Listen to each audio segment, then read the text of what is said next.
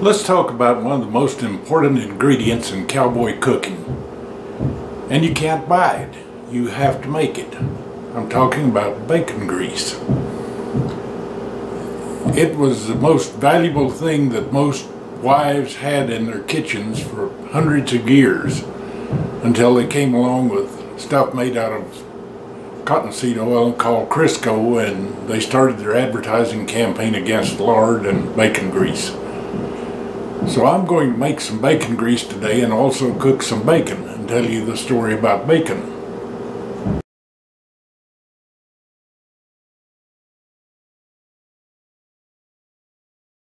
You mention bacon to most people and all they can think about is this fancy package of the nice neat layers, all the same size slices of bacon, and you cook it, and anymore it's cost anywhere from $6 to $10. But I have a much cheaper and more practical way to get both bacon and bacon grease anymore.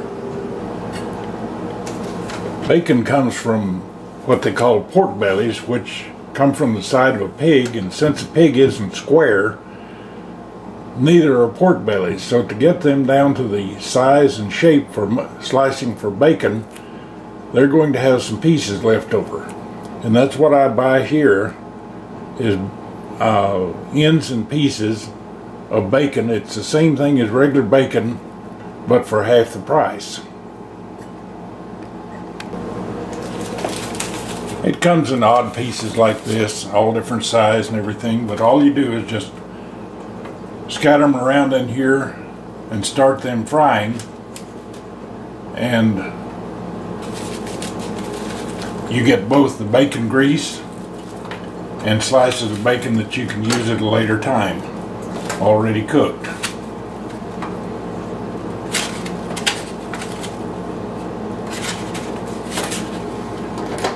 Now I'm going to start this pan of them cooking.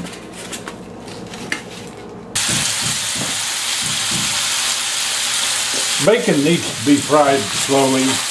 You don't want to cook it at too high a temperature, it'll burn the grease. And also it'll burn the bacon. It needs to be cooked slowly to allow the flavoring of the bacon to infuse and come out in the bacon grease. It used to be that they had bacon grease can that sat on the back of every stove, but then they started throwing the grease away and it's no longer around. But I noticed in some of the stores they now have bacon grease cans back available for sale.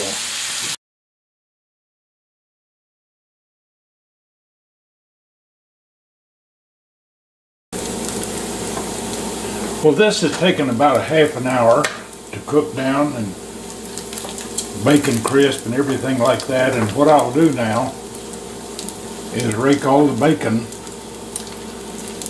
to one side, and then tilt this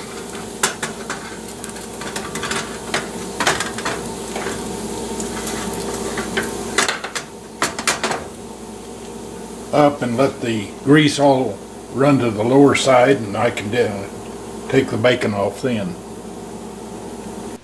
Okay, the bacon is cooled enough that I can start transferring it out of here into something so I can package it up, put it in the freezer.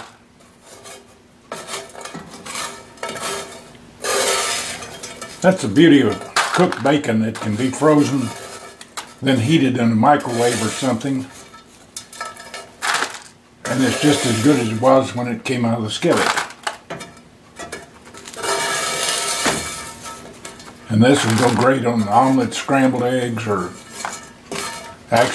even in seasoning and green beans or something like that.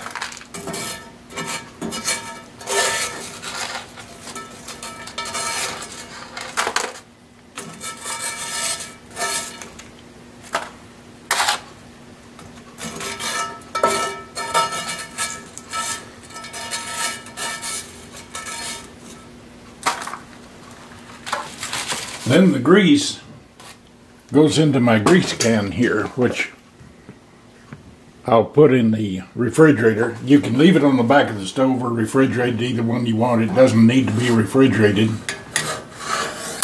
And I suppose it'll keep just as long one way as the other.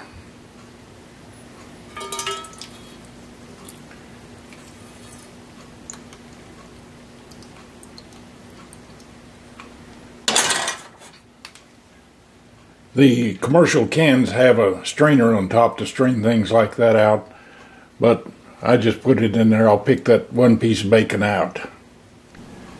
And there's my black steel skillet ready to use again. I didn't use any soap on it at all, just some hot water, rinsed it around, wiped it out with a paper towel. And steel or cast iron, either one should never be washed with soap. And it's always ready to use the next time. So you learned a few things today. One, how to buy bacon at half price, but how to cook it, and also how to save the bacon grease for a more noble and better use in biscuits or gravy. There's just nothing like biscuits and gravy made with bacon grease. It has a flavor all of its own that you can't get any other way.